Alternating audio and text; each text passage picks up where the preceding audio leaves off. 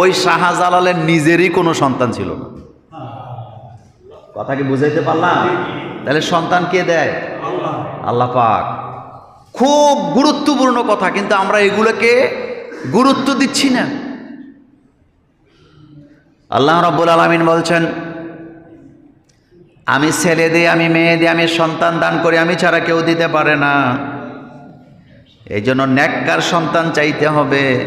এমন সন্তান আল্লাহর কাছে চাইবে যেই সন্তান দেখলে পরে তার কর্মকাণ্ড দেখলে আপনার কলিজা শীতল হয়ে যায়, আপনার চোখ দুইটা শীতল হয়ে যায়। আমরা দোয়া করছি, আল্লাহ আমাদের ছেলে মেয়েগুলাকে তুমি চক্ষু শীতলকারী বানায় দাও। এই কথা শেষ। তাইলে সন্তান চাইতে হবে কি সন্তান? নেক। বলেন কি সন্তান? নেক সন্তান। আরেকটা কথা মনে রাখবেন, দুনিয়াতে মা বাপ কোনোদিন সন্তান বানাইতে পারে না। আমরা যদি